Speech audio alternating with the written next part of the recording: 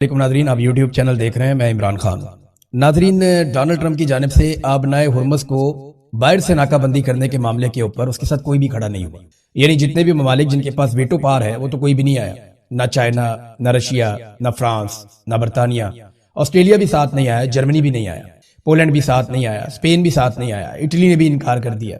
तो दुनिया के वो तमाम बड़े और ताकतवर ममालिक जो माजी में अमेरिका के साथ मौजूद रहते थे, खासतौर पर नेटो का जो इत्तेहाद था, उनमें से कोई भी डोनाल्ड ट्रंप के साथ नहीं है।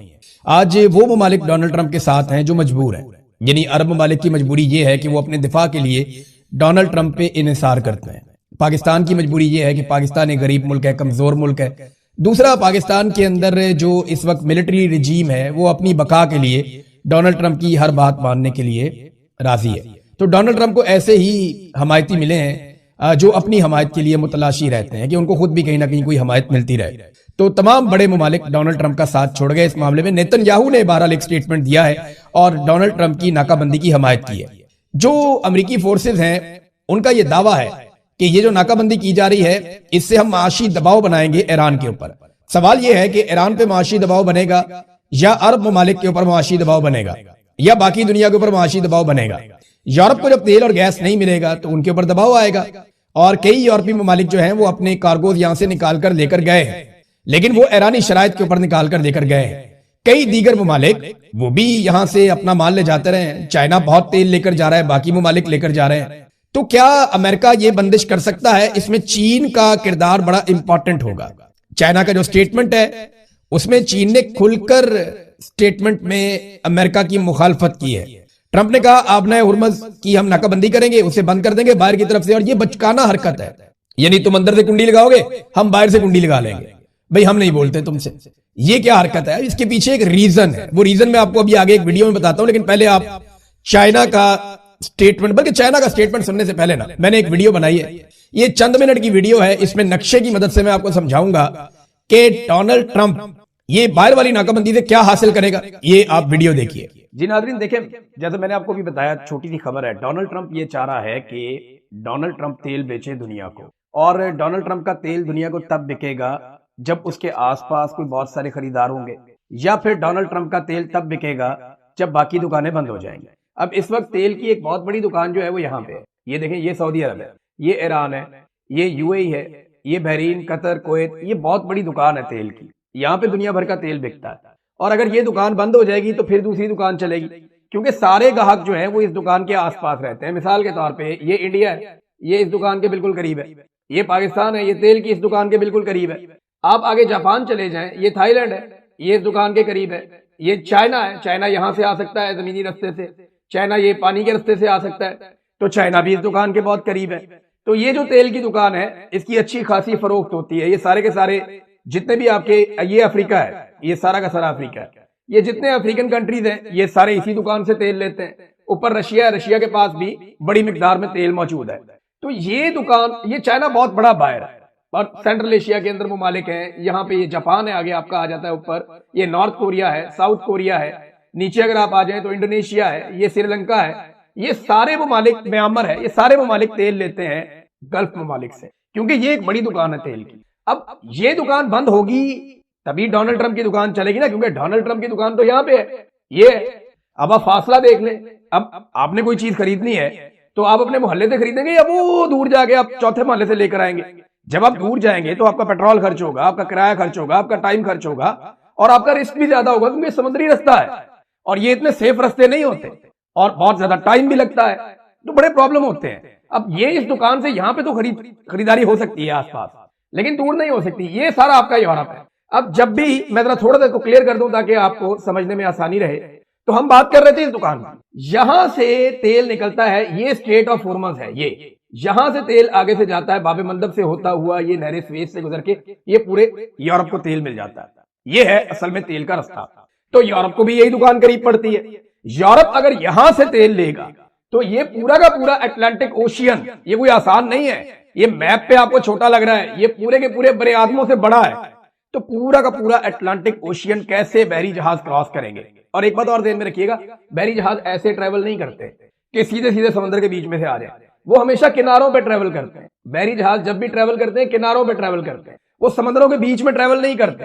वो किनारों से 10 किलोमीटर, 12 किलोमीटर, 25 किलोमीटर बाद वो दूर रह के वो ट्रेवल करते हैं। सेंटर के अंदर जाना उनके लिए इतना आसान नहीं होता। बहरहाल अमेरिका ये चाहता है कि उसका तेल ज्यादा से ज्यादा बिके और वो बेचने के लिए ये सारा खेल अब ऐसा लगता है खेला जा रहा है। ये आबना हुर्मुज़ को जो ईरान ने बंद किया, तो ईरान की तो मजबूरी है इसको बंद करने की। ईरान तो इसलिए बंद कर रहा है कि हमारे ऊपर हमले होते हैं, लड़ाई होती है, और वो ये कह रहा है कि अब हम यहां से पैसा वसूल करेंगे जो हमारा नुकसान हुआ है। अमेरिका कहता है कि वो मुख्तलिफ जगहों पे ब्लॉकेज लगा देगा, वो कोशिश करेगा कि यहां से जो तेल का जहाज निकले वो उसको आगे से बंद कर दे। तो क्या पाकिस्तान की तरफ तेल नहीं आने देगा, इंडिया की तरफ, चाइना की तरफ?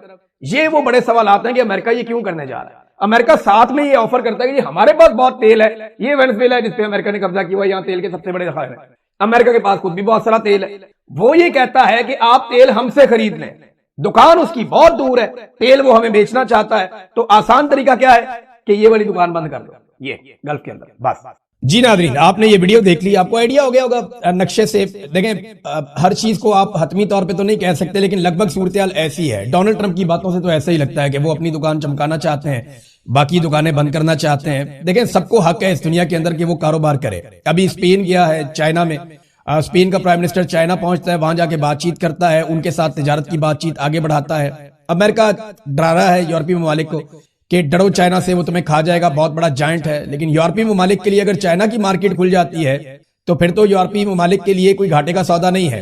देखिए, तजारती खसारा दूर करना पड़ेगा। अगर चीन अपनी मसनूआत को यूरोप में भेजना चाहता है तो फिर यूरोपीय मसनूआत के लिए अपने दरवाजे भी खोलेगा, और इसी तरह एक बहुत बड़ी मार्केट यूरोप को मैसर आ जाएगी। दुनिया की सबसे बड़ी आबादी है। तो अमेरिका अपने करीबी इत्तेहादियों को दूर कर रहा है, और उसका एक तरीकाकार हमेशा से रहा है कि डराओ और हुकूमत करो, लोगों को खौफजदा करो और हुकूमत करो। वो रशिया और चाइना से लंबे अरसे से लोगों को डराता रहा है, लेकिन अगर बातचीत करें और तिजारत करें और तिजारती रस्ते खोलें तो दुनिया तरक्की भी कर सकती है। लेकिन बहुत दूर बैठे हुए अमेरिका को यह बात गवारा नहीं है कि अमेरिकन इन्फ्लुएंस के बाहर दुनिया तरक्की करे। अब चीनी वजीर दिफा जो है, उन्होंने स्टेटमेंट दिया अमेरिका को खबरदार करते हुए कि चीन के ईरान से तिजारती और तवानाई के मुआहदे हैं, चीन इन मुआहदों का एहतराम करेगा और दूसरों से भी तवक्को करता है कि वो हमारे मामलात में दखल अंदाजी ना करें। एडमिरल डोंग जुन, ये वजीर दिफा हैं चाइना के, उन्होंने कहा कि आबना हुर्मुज़ ईरान कंट्रोल करता है और वो हमारे लिए खुली है।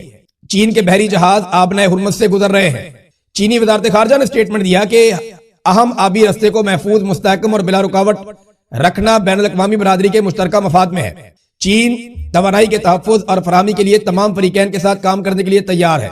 इस्लामाबाद में मुज़ाकरात का आगाज सूरत हाल बेहतर बनाने की जानिब एक कदम है। उम्मीद है फरीकैन जंगबंदी की पासदारी करेंगे। बरतानिया और ऑस्ट्रेलिया ने भी आबना हुर्मुज़ की नाकाबंदी की मुखालफत की है, जबकि तुर्की और जापान ने तनाज़े को सफारतकारी से हल करने का मशवरा दिया। ये खबर मैं आपको पढ़ के सुना रहा था, लेकिन मामला यह है कि चाइना ने कैटेगोरिकली कह दिया कि हमारे जहाज तो ना रोकना भैया, अगर हमारे जहाज रोकोगे तो हम रिएक्ट करेंगे। लेकिन सवाल यह पैदा होता है कि क्या अमेरिका ये रिस्क ले सकता है कि बड़े बड़े ममालिक के बहरी जहाजों को समंदर में रोकने की जरूरत करे? खासतौर पर अमेरिका रोक दे चीनी जहाजों को, रूस के जहाजों को, जापान के जहाजों को, कोरियन जहाजों को, और इसके अलावा भारतीय और पाकिस्तानी जहाजों को रोक दे अमेरिका, या यूरोप की तरफ जाने वाले जो बहरी जहाज हैं जिनके अंदर उनका माल जा रहा है उनको रोक दे, फ्रांस को, जर्मनी को, बाकी ममालिक को। तो ये इतना आसान नहीं है अमेरिका के लिए।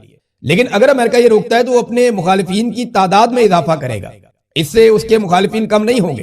ट्रंप बार बार कह रहा है, बल्कि चाइना को ट्रंप ने कहा कि अगर चाइना को कोई प्रॉब्लम है तो अपने खाली जहाज ले आए और आकर हमसे भर के तेल ले जाए। हमारे पास बड़े बड़े ज़खायर है, हमारे पास सऊदीया और रूस से बड़े ज़खायर है, और वेनेजुएला का तेल भी हमारे पास है।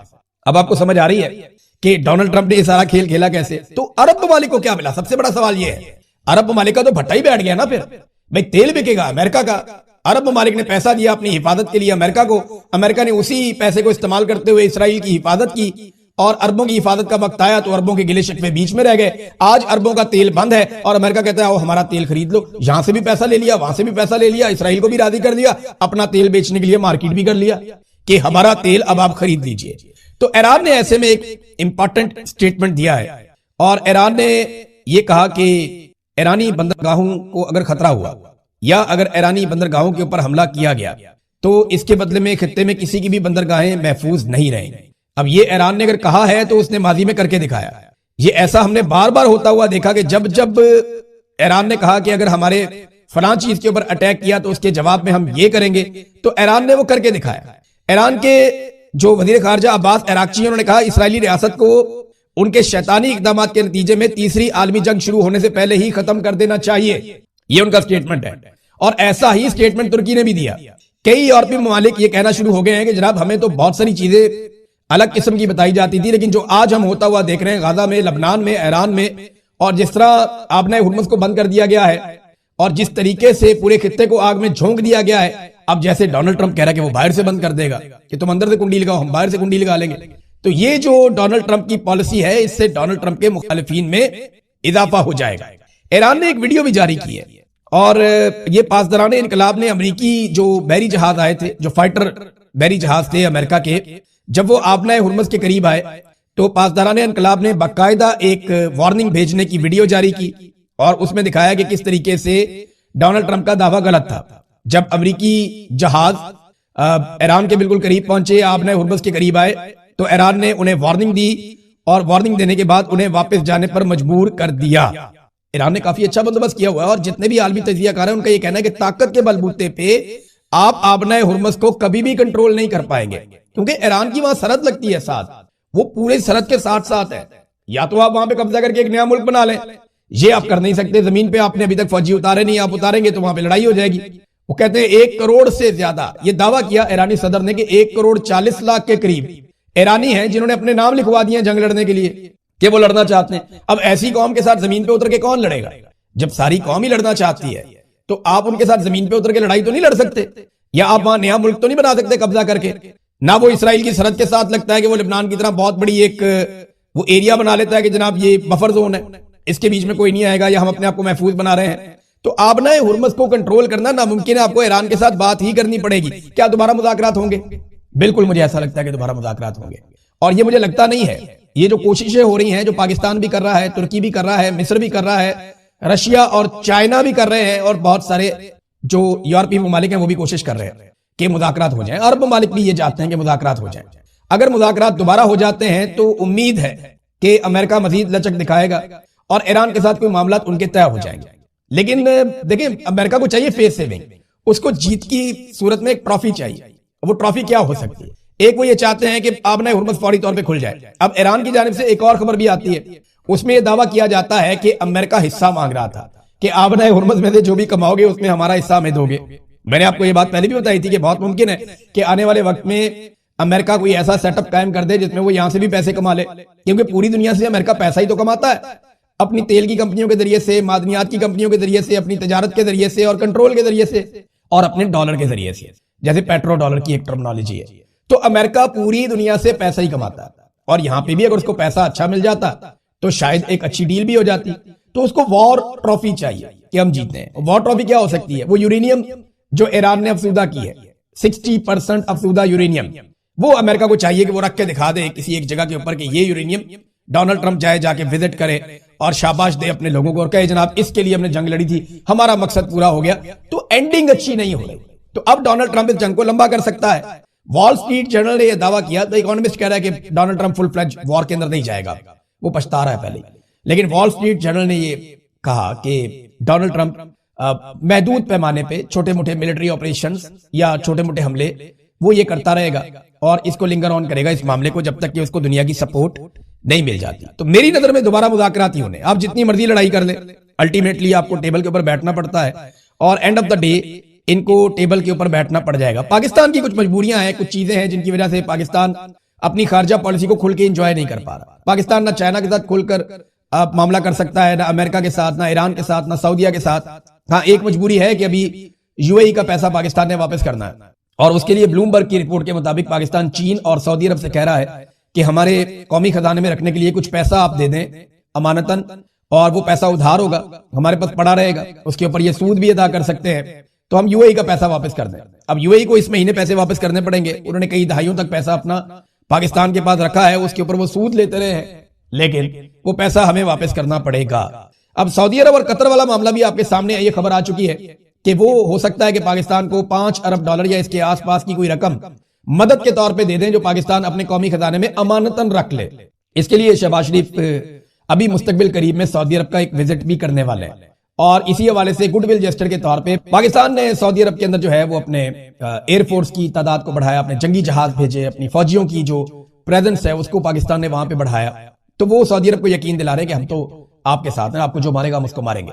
और जो बहुत सारे टाउट सहाफी हैं वो लगातार ये स्टेटमेंट दे रहे हैं कि ईरान खैर मना ले, ईरान को पता चल जाए, वो इस किस्म की बातें कर रहे हैं। ईरान का बादुकात नाम लेकर, बादुकात नाम लिए बगैर वो ईरान के ऊपर तनकीद कर रहे हैं। और इन्होंने पूरी कोशिश की है कि किसी तरह पाकिस्तान तहरीक इंसाफ को उकसाया जाए।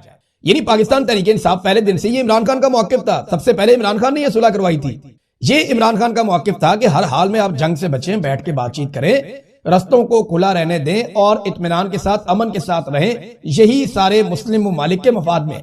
अब जो इमरान खान ने कहा था या जो उसकी पॉलिसी थी, जब उसके ऊपर अमल दरामद हुआ तो सारे के सारे जो हैं वो पाकिस्तान तहरीक इंसाफ को उकसाने की कोशिश कर रहे थे कि किसी तरह पाकिस्तान तहरीक इंसाफ को उकसाया जाए, उनसे कोई स्टेटमेंट निकलवाए जाएं और उन स्टेटमेंट्स की बुनियाद के ऊपर पाकिस्तान तहरीक इंसाफ पर गद्दारियों के फतवे लगा दिए जाएं कि ये मुल्क के दुश्मन है। अंसार अब्बासी साहब जैसे लोगों ने इस पे बड़ी जल्दी पे तेल का काम किया। तहरीक इंसाफ के लोग एक ही बात पहले दिन से कर रहे हैं, मेरा भी पहले दिन से ये मौकिफ है, हर पाकिस्तानी का ये मौकिफ है कि पाकिस्तान को जंग में उतरने की बजाय अमन के लिए किरदार अदा करना चाहिए। लेकिन टाउट्स ने पूरी कोशिश की कि पाकिस्तानियों को किसी तरह भी उकसाया जाए और कोई ऐसा माहौल बनाया जाए कि पाकिस्तान तहरीक इंसाफ या इमरान खान साहब को मजीद कुचलने का एक जवाब घड़ दिया जाए। लेकिन तहरीक इंसाफ पे आफरीन है, उन्होंने बदतरीन फस्तायत, जुल्म और जबर के बावजूद अपना जलसा भी कैंसिल किया। उन्होंने हर उस चीज की हमायत की जो अमन के लिए जरूरी थी और हर उस चीज की मुखालफत की जिसमें पाकिस्तान जानिबदार बनने जा रहा था। जानिबदार पाकिस्तान देखिए कुछ हद तक हो ही जाता है। मैं मिसाल आपको देता हूं, अभी सुबह मुझे एक टेलीफोन कॉल आई, मेरे एक दोस्त है, उन्होंने मुझे बताया कि पाकिस्तान ने भाईचारे की आला मिसाल कायम करते हुए तेहरान टाइम्स को पाकिस्तान में बंद कर दिया है। कुछ ईरानी वेबसाइट्स हैं न्यूज की जो पाकिस्तान के अंदर अब ब्लॉक हो गई। मैं बड़ा हैरान हुआ, मैंने कहा ये कैसे हो सकता है, मैं क्योंकि बरतानिया में हूं तो मुझे यहां से तो पता नहीं चलना था। फिर मैंने पाकिस्तान में कुछ दोस्तों को फोन किया, उन्हें मैंने कहा जी कि आप तेहरान टाइम्स को खोलें बगैर VPN के। वो जिसने खोला उन्होंने कहा जी नहीं खोल रहा, ये सुबह की बात है। तो तेहरान टाइम्स नहीं खुल रहा था। फिर मैंने उन्हें कहा जी आप न्यूयॉर्क टाइम खोल के देखें, तो उन्होंने खोला, कहते न्यूयॉर्क टाइम भी खुल गया है, वॉशिंगटन पोस्ट भी खुल गया है, यानी अमेरिकी अखबार खुल रहे हैं। मैंने फिर उन्हें कुछ इसराइली अखबार खोलने के लिए कहा, तो इसराइली और अमेरिकी मीडिया पाकिस्तान में देखा जा रहा है, आप इंटरनेट के ऊपर उसको सर्च करके खोल सकते हैं। लेकिन जब मैंने सुबह चेक करवाया और 2 मरतबा चेक करवाया, अलग अलग जगह पे चेक करवाया, तो तेहरान टाइम्स पाकिस्तान में बंद हो गया था। एक जर्नलिस्ट है उस्मान चौधरी साहब, उन्होंने भी इसकी निशानदेही की है कि उनके पास भी ये नहीं खुल रहा। कुछ और लोग हैं उन्होंने भी इस किस्म की बात की है कि तेहरान टाइम्स, क्योंकि एक दोस्त ने हमारा, उनका एक आर्टिकल भी छपा था तेहरान टाइम्स में, वो पढ़ने के लिए एक और दोस्त ने खोला, उन्होंने कहा जी उनके पास भी नहीं खुला। तो पाकिस्तान के अंदर तेहरान टाइम्स बंद हो गया। ये क्यों बंद हो गया? यानी अमेरिका का और इसराइल का मीडिया पाकिस्तान में देखा पढ़ा जा सकता है, लेकिन ईरान का मीडिया पाकिस्तान में देखा पढ़ा नहीं जा सकता। ये क्यों हुआ? और ईरानी सहाफियों के ऊपर पाकिस्तान की मिलिट्री एस्टेब्लिशमेंट ने, बाकायदा अफसरान ने ये हुक्म जारी किया कि उन्हें अपने टीवी चैनल्स में और प्रोग्रामों के अंदर अब ना बुलाया जाए। और ये बात ईरान के सहाफी तस्दीक कर चुके हैं।